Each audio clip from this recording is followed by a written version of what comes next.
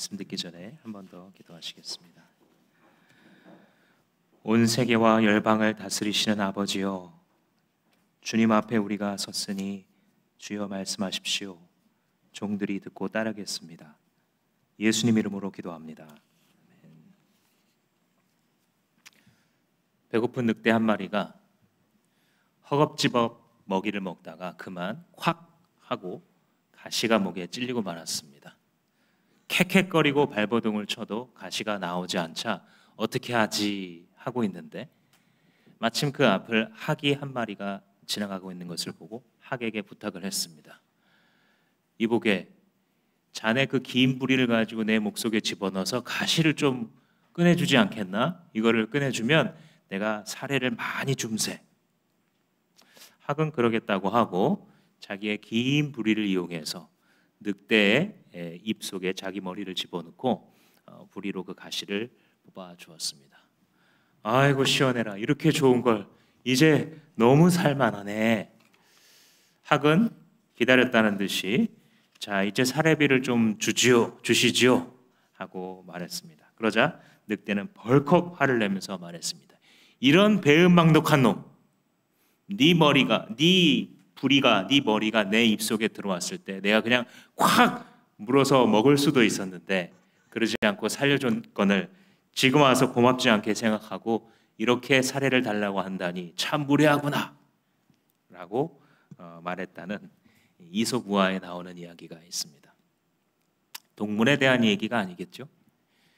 검은 머리 짐승은 거두는 것이 아니다 라고 하는 우리 속담이 있습니다. 사람은 배신하는 존재다라는 뜻입니다. 달면 삼키고 쓰면 내뱉는, 자기가 급할 때는, 화장실 들어갈 때는 온갖 것을 다 감사하고 들어줄 것처럼 얘기하지만 일이 해결되고 나면, 화장실을 나오면 전혀 그렇지 않은 심리로 바뀌는 것이 바로 인간이다라고 말을 합니다. 심지어는 부모님이 자기를 낳아주고 성심으로 길러줬음에도 불구하고 유산을 나눠주지 않는다고 그 부모를 해치는 것, 그런 뉴스가 그렇게 드물지 않은 그런 사회를 우리는 살아가고 있습니다. 오늘 우리가 읽은 본문은 그렇게 배은망덕하게 살아가는 존재가 바로 당신이다 라는 사실을 우리에게 가르쳐주고 있습니다. 이스라엘 백성들이 광야 생활을 지금 계속하고 있으면서 가나안 땅 들어가기 직전에 섰습니다. 모세가 두 번째 설교를 하면서 지나간 나날들에 대해서 복기를 했고 또 지난번 말씀한 것처럼 쉐마의 말씀으로 너는 하나님의 말씀을 항상 지니고 가르치고 전수하고 말하여라. 그리고 이제 십계명을 주님께서 주셨죠. 근데 이제 오늘의 배경이 뭐냐면 십계명을 받고 있는 순간에 일어났던 일로부터 시작해서 이스라엘 백성들이 하나님 앞에 했었던 몇 개의 굵직한 사건을 열거합니다. 그 첫 번째가 황금 송아지 사건입니다. 이스라엘이 이제 출애굽을 해서 하나님의 기적적인 손을 따라서 인도하심을 받아 시내산에 이르렀을 때 하나님께서 모세야 나에게로 올라와라 명령을 하십니다. 모세는 리더와 함께 산을 올라갑니다.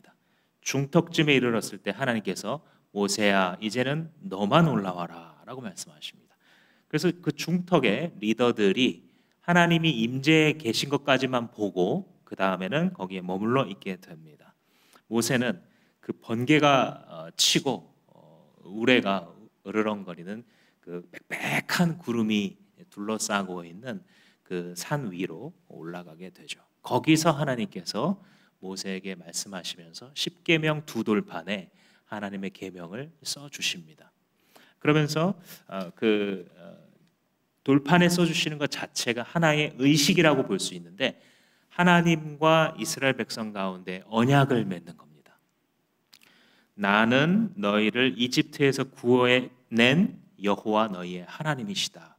그러므로 너희는 이제 나의 백성이 될 것이다. 너희는 나만을 섬길 것이다. 이런 말씀을 이 십계명의 이 돌판에다 십계명으로 써 주셨기 때문에 거기서 약속을 맺는 장면이라고 볼 수 있는 것이죠.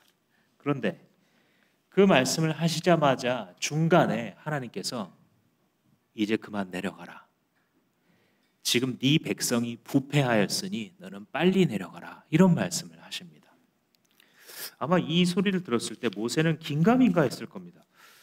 아니 분위기가 좋았는데 왜 하나님이 갑자기 중간에 내려가라 하시면서 백성이 이상한 일을 하고 있다고 하나.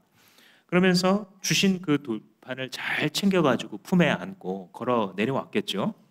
그러면서 이제 밑에서 벌어지는 광경을 본 겁니다. 보니까 웬 금송아지 하나를 크게 만들어 놓고 그 앞에 제단을 쌓아서 예배를 드리면서 그 백성들이 뛰놀고 있는 장면을 봅니다. 십계명 1계명이 뭡니까? 너는 나 외에 다른 신을 내게 두지 말아라. 2계명은 그 어떤 우상의 형상도 만들지 말아라. 이게 그 십계명 두 돌판의 시작인데 그 관계를 맺는 약속을 하고 있는 중에 벌써 변질돼서 우상을 섬기고 있는 모습을 이스라엘이 보여주고 있었던 것입니다. 사실 모세는 굉장히 황당해서 여기서 경노를 했지만 이스라엘 백성의 입장에서 한번 생각을 해보면 이해가 전혀 안 되는 것은 아닙니다. 여러분 등산할 때 두려움 느끼신 적 있습니까? 산이라는 거, 자연이라는 거 참 두려운 존재구나. 가끔 아마 있으실 겁니다. 거기서 조난 비슷하게 당하거나 홀로 고립되거나 아니면 아직 산을 못 내려왔는데 어두워진 걸 경험했을 때나 아니면 바닷가에서 바다의 무서움을 느끼신 분들도 아마 계실 텐데 저도 그런 경험이 있습니다. 하필 이 오후 늦게 산을 올라가기 시작해서 젊은 사람들 뭐 여기 친구도 있고 형들도 있으니까 으쌰으쌰하면서 갔지만 한번 해가 지자 아는 산길인데도 보이지 않아서 나중엔 길을 잃어버리고 야 여기서 오늘 우리가 죽는구나 라고 생각했던 적이 저에게도 있습니다. 여러분 만약에 누군가가 자기 가족이나 친구가 산에 올라갔어요. 근데 그날 하루 종일 내려오지 않았습니다. 무슨 생각하겠습니까? 혹시 큰일 난 거 아니야? 그 상태로 3일이 지나갔습니다. 무슨 생각하겠습니까? 큰일이 났구나. 발을 잘못 디뎌가지고 낭떠러지에 떨어졌거나 아니면 뭐 그 산 짐승에게 어떤 일을 당했을 수가 있구나. 3일이 아니라 일주일이 지나고 2주일이 지나고 7주가 지난 겁니다. 지금 모세가 혼자 올라간 지. 그러면 일반 백성들의 마음속에는 시체만 못 찾았다 뿐이지 어떤 생각? 모세가 죽었구나라고 생각하기에 딱 좋은 상황이죠. 그러니까 이제 이들이 아론을 찾아와서 말하는 겁니다. 이 사람 모세가 어떻게 됐는지는 우리는 잘 모르겠는데 우리를 인도할 신을 만들어 주세요 하고 아론이 남아있는 리더니까 요청을 한 겁니다. 아론이 거기다가 잘 가르쳤으면 될 텐데 뭐라고 대답을 했냐면요. 그럼 금을 가져오라 이렇게 말합니다. 그래서 뭐 시키니까 금을 다 갖다 바쳤어요. 아론에게. 그래서 아론이 그 금을 녹여가지고 주조해가지고 송아지 형상을 만들고 출애굽기에 보면 조각칼로 새겼다. 그러니까 소의 이목구비를 꽤 정교하게 새긴 그 이제 측면이 나오는 거죠.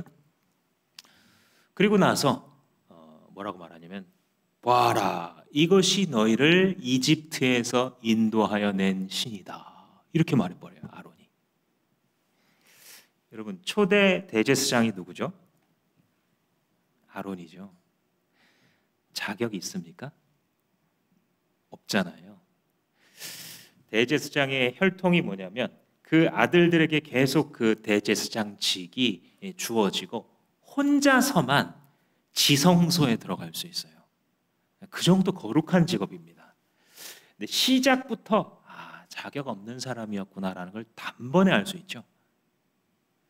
우리가 하나님께서 우리를 길거리에서 뒹굴던 영적으로 말하자면 그냥 길거리에서 방황하고 뭐 쓰레기 주워 먹던 것에 불과한 영적 고아를 씻으시고 입히셔가지고 말끔하게 만들어 넣어서 탁 놓으셨어요. 찬양도 부르고 또 나중에는 하나님께서 어떤 위치도 주세요. 그래서 막 봉사도 하고 사역도 해요. 그렇지만 늘 기억해야 됩니다. 내가 자격이 있어서 이 자리에 세워놓은 게 아니구나. 내가 깨끗해서 먼저 예수 믿게 하신 게 아니구나. 어쩌면 더 자격 없어서 먼저 믿게 하셨구나. 이놈은 이게 목사 안 시켜놓으면 도망갈 것 같으니까 빨리 불러서 목사 시킨 거구나. 우리 깨달을 수 있어야 됩니다. 하나님의 눈으로 자기를 바라보면 마귀가 그 사람 교만하게 넘어뜨릴 수가 없어요. 그러니까 이제 아론이 이제 그렇게 공포하고 나서 뛰놀고 있는 모습을 모세가 봤을 때 화가 머리끝까지 나는 거죠. 사실 이 모세의 화는 하나님의 화를 대변하는 거예요. 그래서 이 두 돌판을 하나님께서 써주셨는데 집어 던져요, 모세가.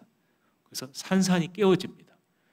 야, 이 남자 성격 한번 대단하다 싶기는 한데 사실 생각해 보면 돌판이 깨지기 전에 이미 언약이 깨진 거예요. 이 돌판을 깬 것은 그냥 사후에 이미 일어난 어떤 사건에 대한 시연일 뿐이에요. 이 돌판이라는 것은 언약의 증표잖아요. 그죠? 결혼식장에서 결혼식 하고 있는데 중간에 나 이거 결혼 못해 하고 무슨 일 하고 이제 나가면서 웨딩 드레스를 찢어버리는 거는 그 웨딩 드레스 찢어진 데에서 결혼이 어떻게 되는 게 아니라 이미 그 안에서 있었던 밝혀졌던 사건과 그 신의를 서로 저버리는 거기에서부터 이미 깨진 거죠. 결혼의 언약이라는 것이. 그걸 나중에 사후에 이런 걸로 보여주는 것처럼 집어 던졌다라는 것은 하나님께서 우리를 사랑해 주시고 우리를 하나님 백성으로 삼으셔서 그들을 이끌어 주시고 백성들은 하나님만을 주님으로 모시고 살아가겠다는 이 영원한 언약을 돌판에 새긴 이 언약을 그들이 먼저 깨뜨렸다는 것입니다. 그러니까 우리는 이런 장면을 보면서 깨달을 수 있는 거죠. 사람이란 존재는 주님이 잠시만 안 보여도 이렇게 타락하는 거구나. 우리의 시야에서 주님이 단 하루만 사라져도 우리는 심히 부패하는 존재이구나. 하나님이 세우신 리더조차도 자기들의 입맛대로 조정하려고 하는구나. 모세의 말을 듣지 않잖아요. 심지어 지도자들도 파수꾼이 되라고 세워놓은 그 리더도 제일 먼저 그들의 입맛을 맞춰주며 부패하는 존재, 그것이 인간이구나. 이런 것들을 보면서 이스라엘 백성들과 겹쳐지는 우리들의 모습을 묵상할 수 있어야 합니다. 황금송아지 사건만 있었느냐? 그렇지 않아요. 그래서 이제 쭉 그 얘기를 21절까지 하고 있는 거고요. 22절에서 다베라, 마사, 기브롯, 핫다와 에서도 주님을 노엽게 하였습니다 하고 지나갔지만 이거 하나하나가 다 굵직굵직한 사건입니다. 다베라는 뭐냐면 민수기 11장에 이들이 캠핑을 하고 있는데 그러니까 계속 이동하다가 구름 기둥이 멈추면 거기서 캠핑을 해야 되잖아요. 근데 거기서 불이 나고 있는 거예요. 진영 끝에서. 왜 그런가 봤더니 하나님께 원망을 하는데 아주 입에 담지 못할 심한 말로 하나님을 원망하는 거예요. 지난번 이태희 목사님 오셔서 결혼했을 때 부부싸움 하더라도 싸움은 하지만 넘지 말아야 할 선이 있다. 그렇게 잘 표현을 해주신 것처럼 아무리 화가 나도 하지 말아야 될 말이 있죠. 그죠? 우리 그러면 이혼해. 이런 말. 자기가 감당할 수도 없고 주워 담을 수도 없는 말이에요. 근데 그런 말을 한다고요. 선을 넘어버리면 사실 신뢰가 깨지는 거거든요. 그거는. 그들이 그렇게 원망했을 때 하나님께서 불이 내려서 계속 타오르게 하시자 백성들이 회개합니다. 그때 모세가 기도할 때 하나님께서 불을 끄쳐주신 곳이 바로 다베라입니다. 마사는 물 가지고 싸운 거예요. 그래서 물이 없으니까 우리를 말라 죽게 하려고 이곳으로 우리를 이끌어내신 겁니까? 역시 굉장히 악한 말이에요. 그죠? 자식이 이러려고 나 낳았어요? 나 학비도 못 대주고 유학비도 못 대주고 막 자동차도 하나 안 사주고 이러려고. 부모의 속을 긁는 데 있어서 전문가들이에요. 자식들은. 여기 뭐 청년들이 있지만 청년들만이 아니라 이미 기성세대들도 그렇게 하면서 자라나는 경우들이 많겠죠. 그래서 이 모세가 결국은 이들이 너무 심하게 하니까 하나님의 명령을 지키기는 지키는데 사실은 오버해서 지킴으로써 결국 불순종합니다. 그러니까 하나님은 지팡이로 반석에게 명하라 이렇게 말씀하셨거든요. 그러니까 하나님의 역사가 이게 벌써 최소한 두 번째 사건이에요. 민수기에 기록되어 있는. 근데 그대로 하지 않고 지팡이로 이렇게 명하는 게 아니라 자기가 화가 나니까 지팡이 두 번을 두들깁니다. 반석을. 그래서 이제 결국 하나님께서 물을 나오게는 해주셨지만 이 일 때문에 모세는 결국 가나안 땅에 못 들어가게 되죠. 왜냐하면 하나님께서 원하시는 그 일을 순종하는 그 2세대의 상징이 될 수가 없게 된 거예요. 모세는 1세대처럼 하나님께서 명하셔도 자기 혈기대로 해버리는 1세대의 상징이 거기서 된 겁니다. 물론 여기까지 계속 신실했기 때문에 모세 입장에서 봤을 때는 굉장히 억울했겠죠. 근데 모세 한 사람의 인생은 자기만의 인생이 아니었고요. 구속사 전체에서 무언가를 대표하는 산맥이었어요. 자기는 이해 못했을 거예요. 근데 오늘날 우리가 봤을 때는 모세가 그 출애굽 1세대를 상징하는 존재였구나. 거기까지가 한계인 구원의 길. 그래서 더 온전한 구원의 길이 오시기를 기대하게 만드는 그 역할을 모세가 했던 것이죠. 기브롯 핫다와는 아까 맞사는 물 없어서 싸웠다면 요거는 고기 없다고 싸운 거예요. 그래서 민수기 11장에 보면 이 만나를 먹고 있었어요. 만나의 뜻이 뭐죠? What is this? 이게 뭐지?예요. 그죠? 굶어 죽을 줄 알았는데 먹을 게 없어서 이렇게 출애굽하고 나오긴 나왔는데 준비된 게 없으니까 뭐 조금 싸갖고 나왔던 빵 다 먹은 다음에 그다음에 먹을 게 없으니까 어떻게 합니까? 우리를 굶겨 죽이려고. 근데 하나님께서 다음날 아침에 하늘에서 만나를 내려주는 거예요. 너무 놀랍지 않습니까, 여러분? 생각해 보시면 그러면 이제 일도 안 해도 되고, 그죠? 하늘 양식이 계속 하늘에서 먹을 게 떨어지니까. 그래서 놀라움으로 이게 뭘까? 이게 뭐지? 하고 기쁘게 먹었을 거예요. 처음에는. 3끼, 4끼, 5끼, 6끼 만나 먹어 본다면 안 먹어봤지만 상상할 수 있죠, 그죠? 나중에는 이게 뭐지가 되는 거예요. 그래서 우리가 이집트에 살았을 때 먹었던 그 고기를 우리에게 누가 주워 먹게 할꼬 이렇게 원망을 해요. 그러면서 그때 우리가 뭐 참외도 맛있었고 마늘도 고기와 함께 먹을 수 있는 것만 떠올리는 건지 그렇게 원망을 막 합니다. 근데 이게 역시 하나님의 그 신실하심을 계속 공격하고 불신하는 마귀의 언어거든요. 이런 게. 이게 사실 자기의 언어가 아니에요. 이런 게. 하나님을 불신앙하고 자기는 홧김에 말하는 것 같지만 하나님의 인도하심을 송두리째 부인해버리는 마귀의 언어예요. 이런 것들이. 그래서 하나님께서 그들이 그렇게 불평조로 한 것조차도 사실을 응답해 주시면서 메추리를 보내주시죠. 근데 문제는 뭐냐면 그들의 죄에 대한 대가를 또 치르게 하세요. 그래서 참 그 출애굽기 민수기 그 표현이 참 무서운데 그들이 메추리의 그 고기를 씹는 그 고기가 아직 이빨 사이에 있을 때에 하나님께서 큰 재앙으로 치셨다 말씀합니다. 굉장히 많은 사람이 죽은 것이 기록되어 있죠. 하나님은 두려우신 분입니다. 하나님을 경외할 줄 아는 게 진짜 똑똑함의 시작이다. 잠언이 그렇게 얘기하잖아요. 하나님을 두려워할 줄만 알아도 사실 많은 장애물을 함정을 그냥 뛰어넘어갈 수 있게 되죠. 그래서 이제 그렇게 계속해서 이 반역했던 자리를 이름만 써놓은 거예요. 22절. 근데 여기에 피 맺힌 역사가 들어있는 거죠. 그리고 끝이냐? 아니에요. 23절에 가데스 바네아에서도 불순종했다. 이건 이제 지난번에 말씀드린 것처럼 정탐꾼 보낸 자리가 가데스 바네아예요. 그래서 오늘 다 설명을 하지는 않겠지만 핵심은 뭐냐면 10명의 정탐꾼이 말한 말을 하나님의 말씀보다 더 신뢰한 거잖아요. 그죠?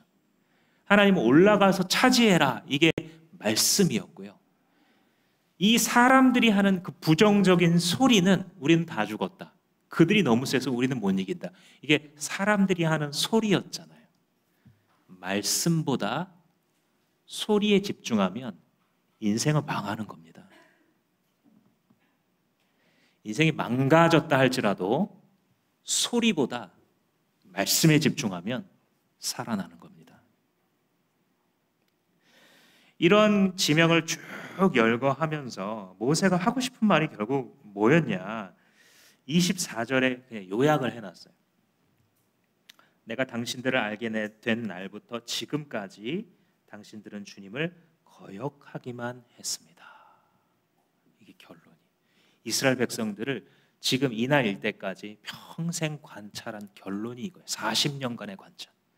당신들을 처음 안 날부터 오늘 이 시간까지 당신들이 행한 모든 행동은 하나님을 거역하는 행동이었습니다. 아마 이 백성들은 못 깨달았을 수도 있어요. 이렇게 말해도 우리가 언제 맨날 거역했어. 그래도 우리 하나님을 믿으려고 제단도 쌓고 이 광야길을 그게 힘내서 힘들게 걸어온 거 그거 모르고 에이 나 상처받게 이런 생각할지 몰라요. 근데 지금 모세가 말해주는 게 뭐냐면 이것이 사람이구나. 이걸 말해주는 거예요. 이걸 읽고 나서 참 못된 이스라엘 이런 생각을 제가 한 적이 있는데 반밖에 모른 거예요. 그게 그렇게 성경을 읽을 때에는 조금 더 성경을 알고 묵상하다 보니까 이게 너희들이라고 말씀하시는 거구나. 이게 인간이라고 말씀하시는 거구나. 그래서 여기서 우리는 기독교 신앙의 기둥이 되어주는 몇 개의 가장 중요한 진리 중에 한 가지를 발견하게 됩니다. 그것은 바로 인간의 전적 타락입니다.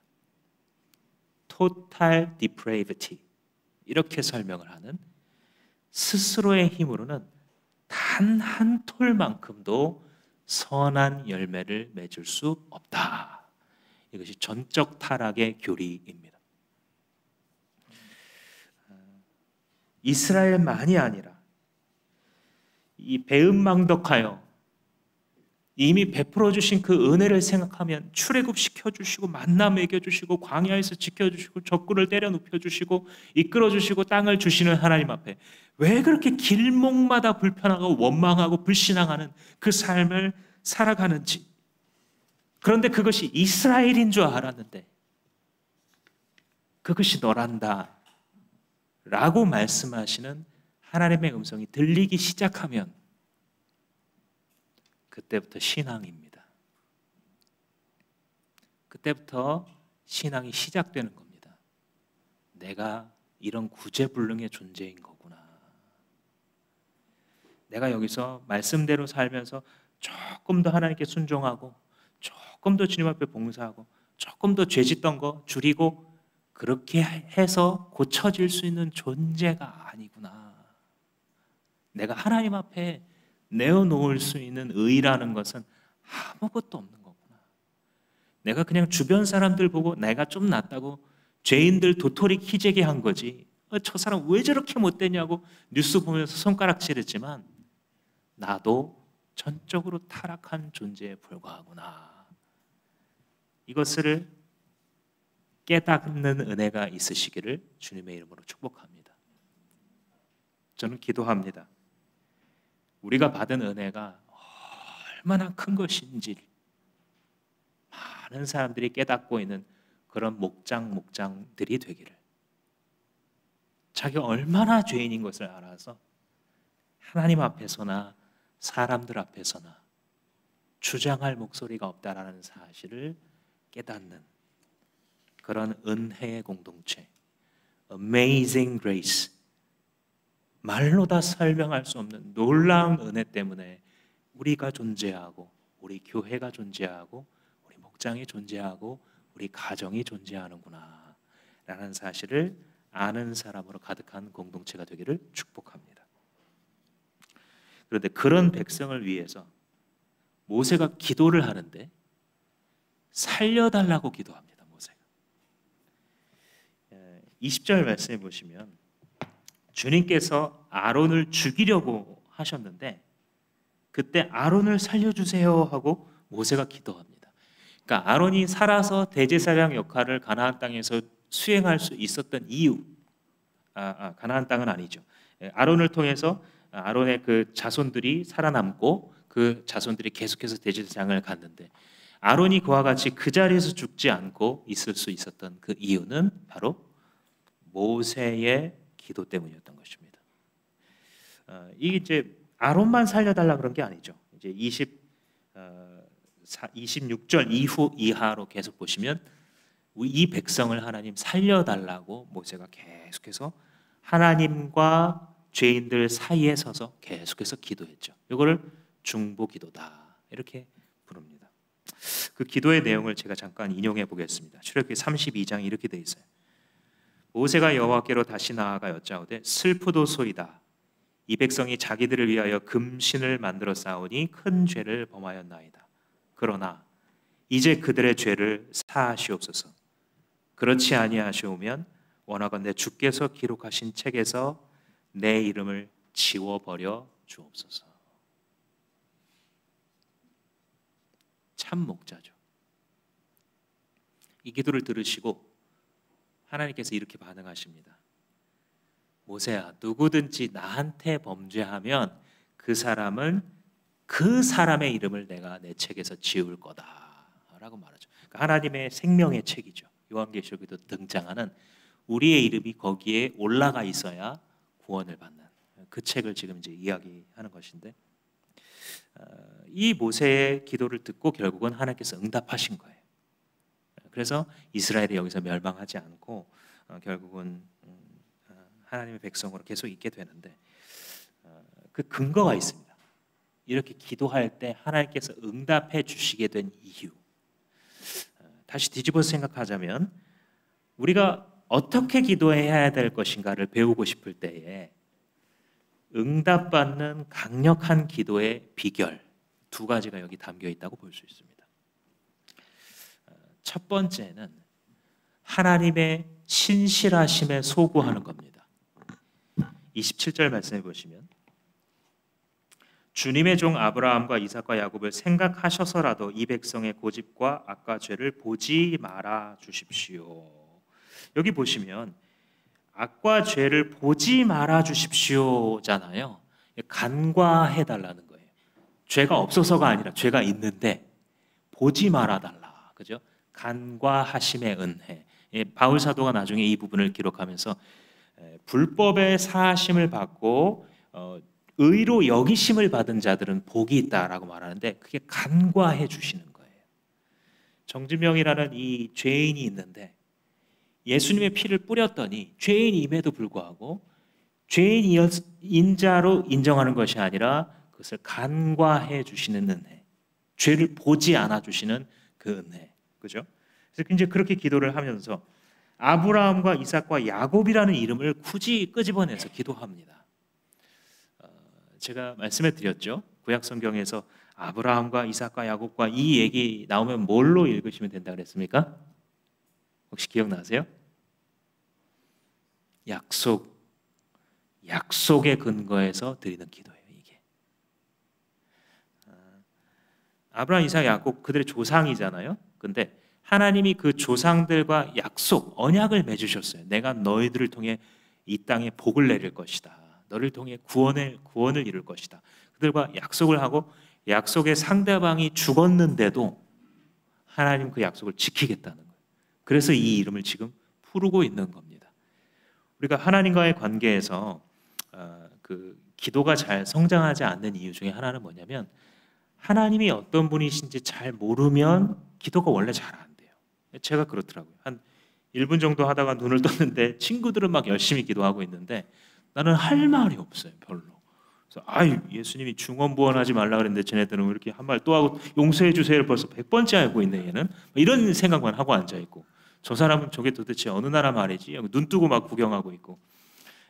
근데 하나님이 얼마나 의리가 깊으신 분이신지, 우리말로 하자면 얼마나 신실하신 분이신지 알면 알수록 기도하게 돼요. 이분께 말씀드리는 거는 진짜구나. 이분께 기도할 때 하나님께서 응답하시는구나. 어떤 목자님이 그러세요. 자기가 일찍 출근을 하는지 굉장히 일찍을 도착을 해서 사무실에 올라가면 그 공간이 없을 것 같으니까 주차장에서 기도하신대요. 그러면서 모든 목원들의 이름을 부르면서 주차장에서 기도하면서 올라간다. 거의 매일 그렇게 한다라는 말씀을 들으면서 굉장히 도전을 받았는데, 그러면서 그 하시는 기도들이 다 응답되는 그 장면을 보면서 하나님께서 하나님께서 세우신 리더들의 기도를 들어 사용하시는구나라는 것을 깨닫거든요. 근데 그 이유가 뭐냐면 하나님이 우리에게 복 주시기로 약속했기 때문이에요. 너무나도 신실하신 하나님. 하나님이 얼마나 신실하신 분이신지 우리가 깨닫는다면 우리는 기도 안 할 수 없을 거예요. 너무 큰 손해니까요. 국가에서 뭐 이랬던 사람들 보상금을 주겠습니다. 뭐 자영업자들 뭐 이런 사람들 보상금을 뭐 300만 원을 주겠습니다. 1000만 원을 주겠습니다. 국가를 신뢰한다면 신청하겠죠. 왜냐면 작은 돈이 아니잖아요, 이게. 그죠? 이렇게 하면 실업급여를 주겠습니다. 이렇게 하면 자녀 양육수당을 주겠습니다. 이게 큰 돈이면 큰 돈일수록, 국가를 믿으면 믿을수록 청구할 거 아니에요. 그러니까 하나님이 믿어지지 않는 거예요. 기도하지 않는 거는. 하나님이 존재한다라는 것이 안 믿어지는 게 아니고요. 내가 기도하면 하나님 들으신다라고 수백 번 약속하셨던 그 말씀이 진짜라고 여겨지지 않는 거예요. 우리 마음속에. 이 행위의 문제가 아니에요. 믿음의 문제예요. 결국은. 하나님께서 우리의 기도를 들으시는가에 대한. 그래서 왜 이 기도가 강력할 수밖에 없냐면 하나님의 그 신실하심을 알고 하나님 우리 아브라함과 이삭과 야곱 우리 조상에게 언약하신 것처럼 주님 그 언약을 기억해 주십시오. 하나님 백성 삼으시겠다고 했지 않습니까?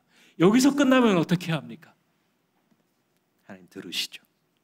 두 번째 근거는 한번 따라해 볼까요? 주님의 명예. 주님의 명예를 들먹이면서 기도합니다. 이게 어떤 방법이 아니고요. 모세의 진심이에요, 이게. 28절 말씀해 보시면 그렇게 하지 않으시면, 그래서 결국 다 죽게 만드시면 쭉 내려가서 28절 중반에 우리가 살던 그 땅의 백성이 말하기를 그들의 주가 자기 백성에게 주기로 약속한 땅으로 그들을 데리고 갈 능력이 없다고 할 거 아닙니까? 능력이 없어서 결국 광야에서 죽였다고 할 거 아닙니까? 아니면 광야에서 죽이려고 이끌어냈다고 하지 않겠습니까? 이집트에서 구원해서 자기가 죽이려고 이런 신으로 말할 거 아닙니까? 아니면 그거는 했는데 여기서 건져주는 건 했는데 약속한 땅까지 가기에는 힘이 모자라서 안 해주는 여호와, 이렇게 소문날 거 아닙니까? 라고 모세가 말해요. 다시 한번 이건 방법이 아니에요. 이게 지금 하나님을 설득하고 있는 게 아니고요. 진심이에요. 하나님의 이름이 더럽혀지는 것을 절대 받아들일 수 없어요. 모세는. 하나님의 이름이 천상에서 천군 천사들 가운데 거룩히 여김을 받으시는 것처럼 이 땅에서도 당신의 이름이 거룩히 여겨지소서. 그 하나님의 이름의 영광과 명예가 먹칠되는 일을, 그것이 나에게 아무리 이익이 된다 할지라도 나는 할 수 없습니다.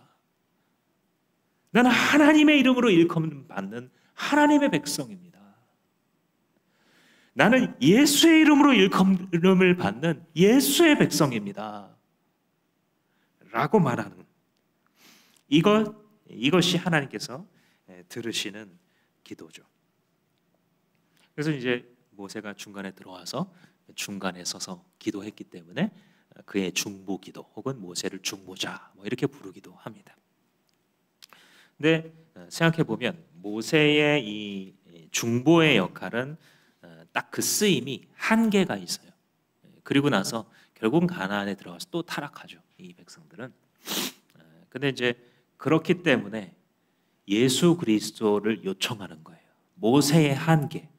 가나안 땅에 들어가지도 못하고 백성들의 마음을 바꾸지도 못하고 그들을 영원히 구원하지도 못하는 모세의 한계 때문에, 다시 말하자면 율법의 한계 때문에 예수 그리스도 메시아가 요청되는 겁니다.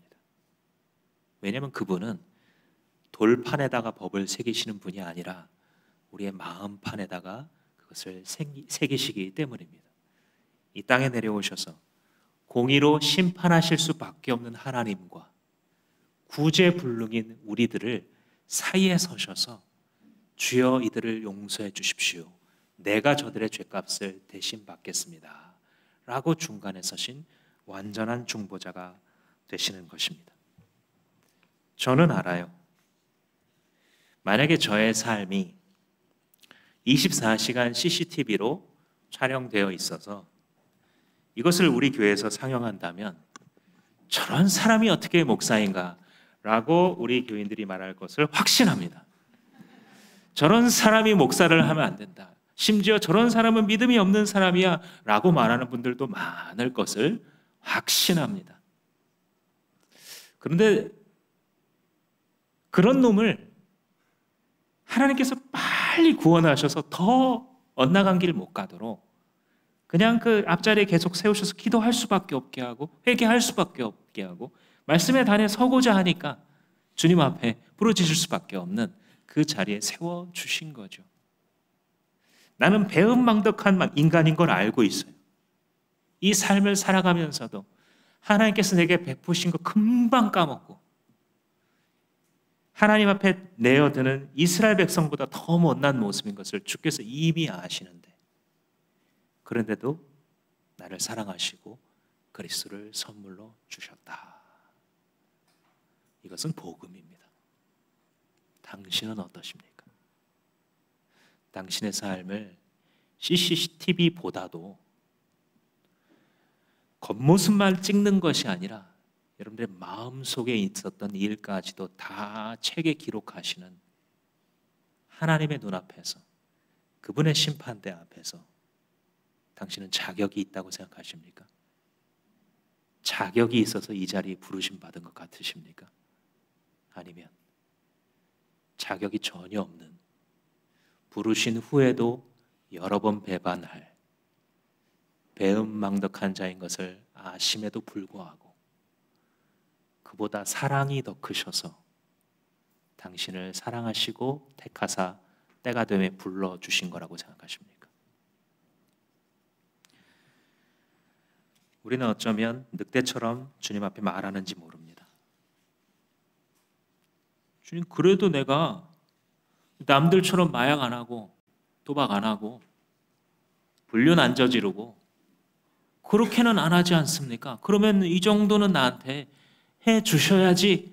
버럭 화를 내고 주께서 이미 이 땅을 향하여서 살아가지 말고 다시는 자기 자신을 위하여 너의 몸을 무기로 드리지 말고 하나님을 위하여 너의 인생을 무기로 올려드려라. 그의 손에 붙잡힌 칼이 되어라 라고 말씀해 주셨는데 그것을 깨닫지 못하고 있는 우리를 향하여 주께서 이 시간도 말씀하십니다. 사랑하는 여러분, 참된 중보자 되시는 예수 그리스도께서 지금도 당신을 위하여 기도하고 계심을 잊지 마십시오.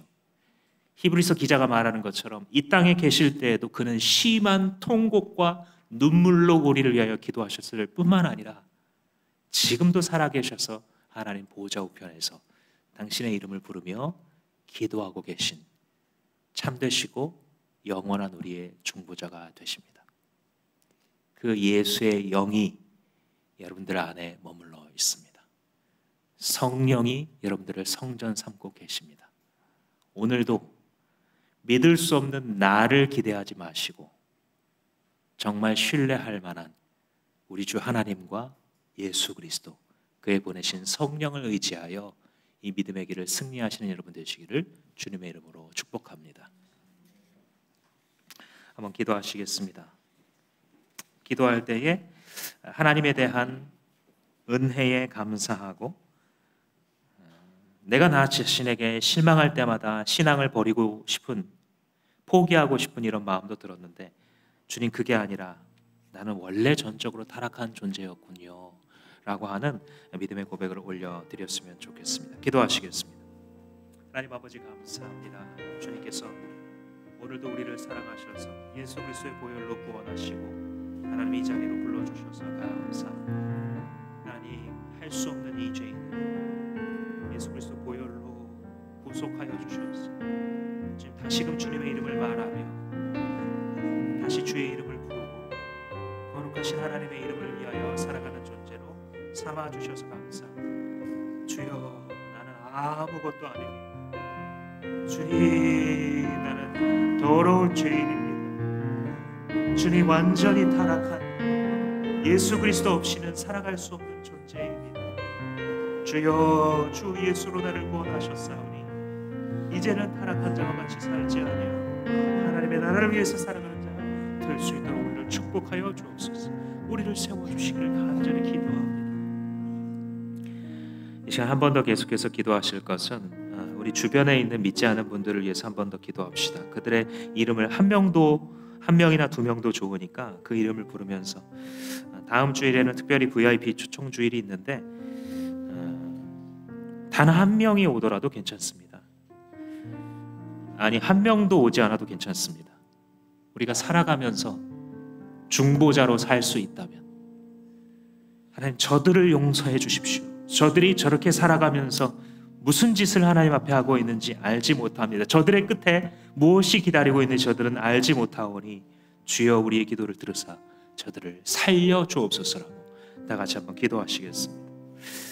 자격 없는 자들을 부르사 목숨 다해 사랑할 존재인 것처럼 주님, 우리에게 안수하시고 당신의 아들을, 당신의 성령을 선물로 주셨으니 주님, 우리가 어찌 찬양하지 않겠습니까? 우리가 기뻐하고 감사할 것밖에, 우리가 주 앞에 기도하며 기뻐할 것밖에 없는 줄로 믿고 이 시간에 고백하오니 주여, 믿음대로 되어지는 역사가 있게 하여 주시옵소서. 예수님의 이름으로 기도합니다. 아멘. 다 같이 일어나셔서